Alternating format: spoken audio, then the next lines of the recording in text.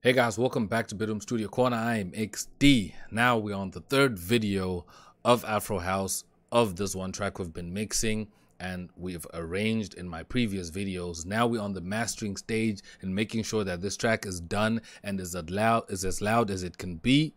And we make sure that it's done, it's finished, it's solid. So I'm actually going to share this track with you guys. I'm going to put a link down below in the description where you can actually download this complete track and listen to it so you can hear it properly and you can play the jam. So that's what I'm going to do down in the description. So before we get into this, if you're new to the channel, subscribe down below, smash the like button to support the channel.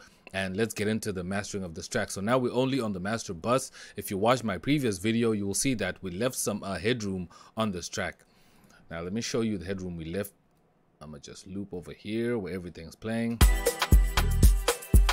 So we're sitting around -6 dB, -7, somewhere around there.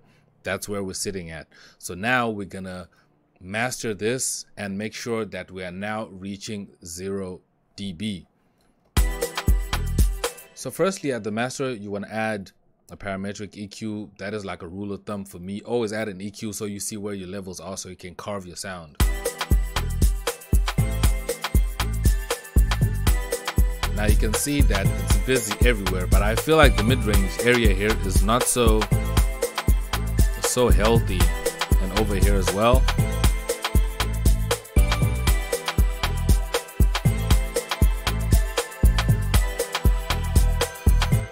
So actually there's two ways you can do this. You can actually split what I'm doing into two separate processes. You can start by cutting and then you do some boosting if you want to. You know, you can EQ 5 times. You can have multiple layers of EQing. It depends with, you know, how you want to carve your sound and how you want it to come out like. But I like just, you know, doing I like to do like a basic, you know, cut and boost just to kind of set the tone of my track. Maybe if I want more bass and if I want more mid-range, you know, whatever, then I can just do that. So I can just set the tone before I start adding compressors and exciters and stuff like that. So now what I just did here was basic. I just used my eyes just to see what I can kind of bring back. So now we've got that on. Now we can add a compressor. I'm gonna use the FLP Pro C. Very good compressor. I love this compressor. So it's already working because it's already set on a ratio and the style is very clean. So I'm gonna just work on the transients and kind of bring them down a little bit.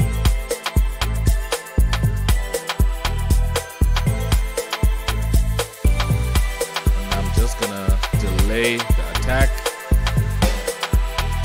Raise the release. Matter of fact, I'm gonna put the release on auto and lower the ratio.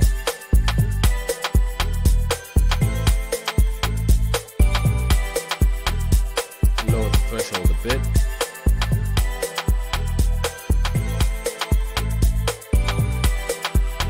That sounds about right. And then after this, what I could do is I could still add another EQ and check where I'm at and see if I can do a little bit of more boosting. So some people like to boost a lot, like doing that.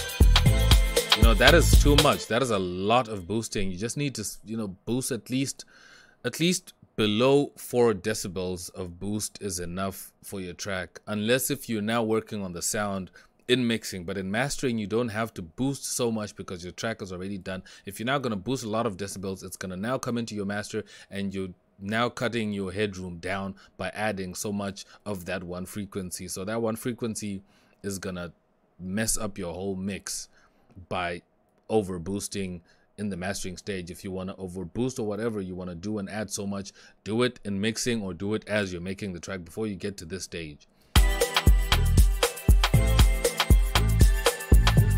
still want to give the track a bit of more mid-range.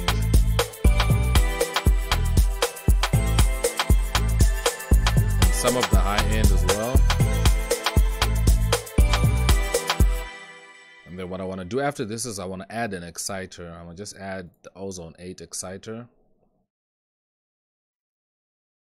There it is. Just let it learn my frequencies.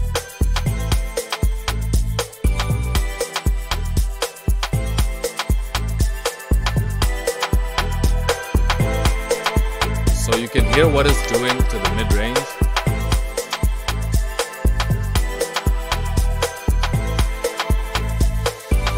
And also add over here the high end. Go with the tube.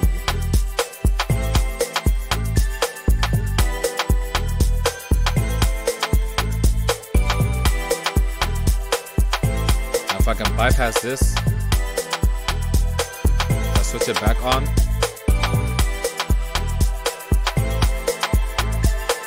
You can hear the difference, that it's sounding more wholesome, it's sounding more complete. So that's what this exciting is doing.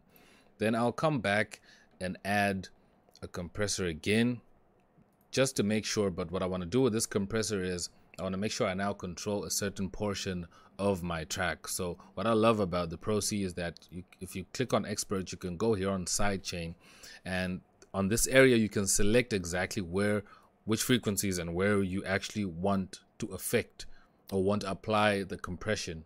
So right now I just want to apply this compression in the mid-range and make it really tight, because this is an instrumental. I'm not expecting vocals to get into this track. If it would have vocals, then I wouldn't want to tighten my mid-range, because when vocals come in, they're also going to start fighting with my mid-range, because vocals sit mostly in the mid-range. So what I'm going to do is I'm going to start playing the track, and then I'm going to let you guys see what this is going to do.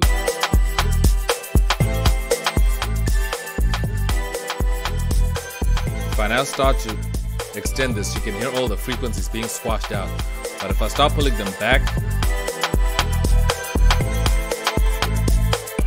it's like only the instruments in the mid-range are being affected by this effect. So that's what I'm trying to do. But I know I exaggerated this. I'm just going to bring it back, you know, back down so that it's not overdone.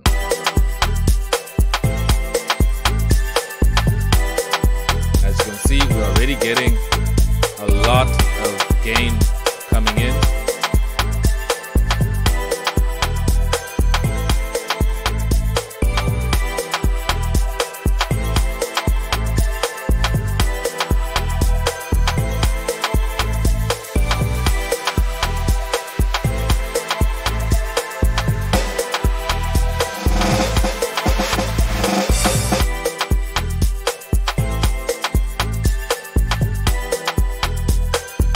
There we go. I think that's fair enough. So then after this, we can just add our Pro L. That's our final limiter to make sure that everything is where it needs to be. We're now trying to just reach that 0 where this limiter comes in.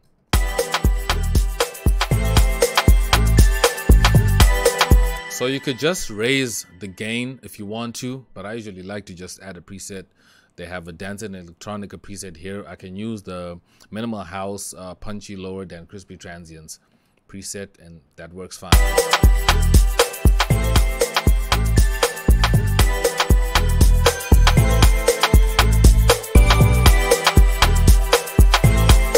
Just to make sure that our track is exactly where it needs to be.